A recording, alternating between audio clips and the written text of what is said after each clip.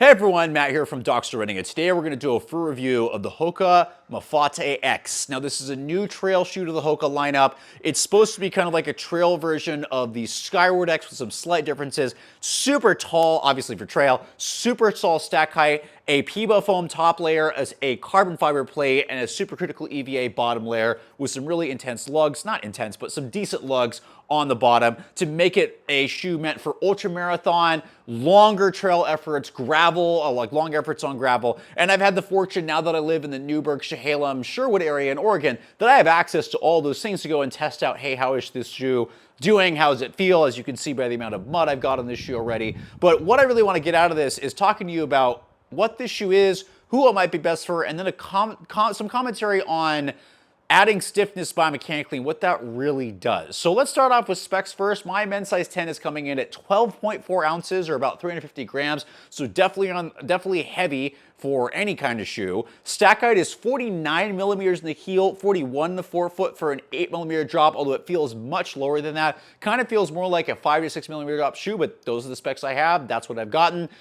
In terms of ride, the Piba foam does give it a nice little bounce. It doesn't feel like a super shoe. It doesn't feel like the Tecton X3 where it's got a little bit more bounce to it. It doesn't feel like the Skyward X where there's like this really tall, mushy platform. It actually feels just like the border between soft and a teeny bit firm. It's really, really well balanced. And I think that's because you got this top layer of Piba foam and then the carbon fiber plate sits right underneath it. So that adds the stiffness from the plate plus the super tall midsole, just makes it a really balanced ride. So it doesn't feel mushy at all for sure. And it's got some bounce, so it makes it feel run lighter than the listed weight, but it doesn't feel super mushy, but it also doesn't feel massively firm. I will say in the forefoot, because there is zero flexibility in this shoe, that as the miles start to pile on, it does start to feel firmer in the forefoot. The plate adds a lot of stiffness, so it is a little bit snappy going over the forefoot, but it does start to get a little bit firm up front, but the heel is fairly good. Again, that really well balanced, not too mushy, not too firm. In terms of geometry, it does have a rockered ride. The heel is a little clunky because all things considered with the 49 millimeter stack height, the bevel here is pretty small, so if you land a little farther forward, it feels a little bit better. And the heel is the bevel is very centered. So small, centered, not really lateral, something I really liked about the Stinson 7.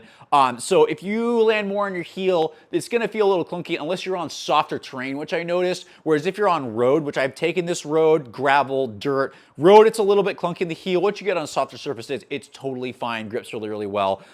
Forefoot, as I said, is a little bit stiff, a little bit snappy, feels good initially, and unless you're going a halfway decent pace, it starts to feel a little bit firm. Those people that are used to really firm rides, you're going to do well in the shoes. Those people that are used to carbon plated shoes, you're going to be fine in this. Just those that are new to this know the combination of a plate and such tall midsole makes the front really, really stiff. It does break in a little bit as you get into some miles, but no, initially it's going to be a little bit stiff. In terms of traction, I have found this shoe to do really, really, really well on gravel especially. The lugs aren't that large, so I've found on muddy trails, which are very common in the Northwest, given that it's now March, almost April, and we're getting into the rainy season here. Muddy trails, this is not the best, being a large shoe and then also not having really deep lugs. This is not a really technical trail type shoe. It's just a great shoe that's really good on moderate terrain, be it gravel or dirt.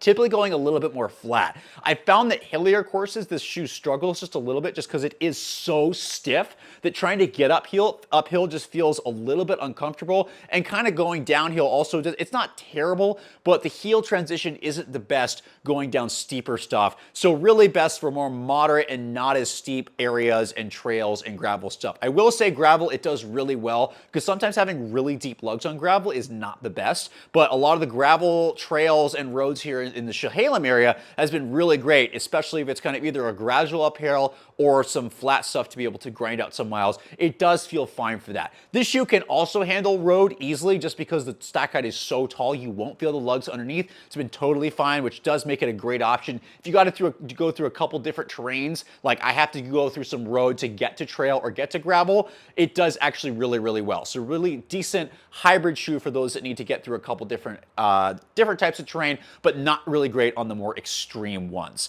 Now, in terms of the fit, that's where things get really, really interesting, where typically Hoka shoes typically feel a little bit more snug throughout, and that's been a stereotype for a while. Kind of like the Stinson, it does have a little bit more open forefoot, not quite as wide, but it's enough room on this lateral toe that I'm like, oh, it sits really nicely. I wouldn't call it wide. It's not narrow either. It just feels a little bit more nicely fitted and a teeny bit more rounded on the outside, which makes it feel really good. You just have to know that the upper does fit really low volume. So it's a tiny, normal to maybe slightly wide, but the volume sits really low. So people that have higher volume feet or people whose feet swell a lot over long miles, this may not be the best option for you, although this kind of synthetic, this mesh upper is, it's not synthetic. The mesh upper is starting to stretch a little bit with a couple more miles, but no, this is not a shoe for those with higher volume feet. Those that want just a little bit more room on the lateral side, those that want a thin tongue. It is gusseted, so it fits really securely. I haven't had to lace lock this shoe. It's been really nice, a lot of padding here. There is a good amount of structure in the heel between, there is an internal heel counter and this external counter right here. Also does a great job of locking your heel in, so I haven't had any slippage issues at all. There's just enough padding in the tongue that I don't get any lace bite. So security is fairly decent without being really constricting, which sometimes happens. So it feels really nice and balanced right in the middle. So overall, a really interesting shoe. The top layer of People Foam does give it a little bounce, so it makes it feel lighter than the listed weight. It's definitely not a full-on super shoe. It's not something that does really well trying to go really fast because it is massive and it's definitely a little bit almost too stiff, but it's just a great shoe if you want to grind out some miles on some more like relatively level and maybe some like gravel and dirt type terrain with an occasional road thrown in. So my issue and challenge with this is that I don't think this shoe needs a carbon fiber plate. When you start getting stack heights that are this high, it's already going to be really stiff. Like even if you add flex screws, this thing is still not going to move because the more material you have, the less flex it's naturally going to have, which is great for those that need a little bit of structure because it is fairly, it's like a definitely stable neutral. The sidewalls aren't too serious, so those that need just stability, not stability, but like guidance from like just a stiffer ride, this will do really, really well for you. But those people that are sensitive to a stiff forefoot, it's gonna cause you some issues because it is so insanely stiff that I think the plate is too much. I'd rather not have the plate because I think that would actually make the ride a little bit softer and bouncier. It's just so you don't need to add a plate to everything. Plates add stiffness. They don't add springiness. They don't act like springs. The foam, especially People Foams, are more likely to act like that kind of spring-like motion. Plates don't do that. They facilitate motion forward. When you add stiffness, it just changes how the foot is transitioning, especially over the front half of the shoe.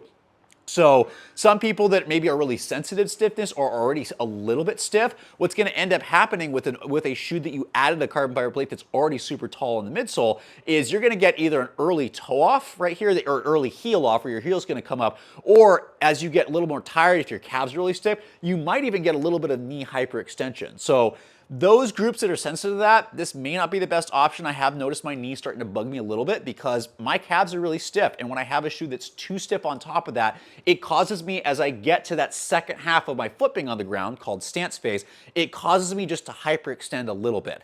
I need a teeny bit of flex or a bigger rocker here, which there isn't, and those people sense that, it's gonna be fine. But my message to Hoka is you don't always need to put a plate on this. My message to the rest of the footwear industry, not everything needs a plate. It's adding more stiffness.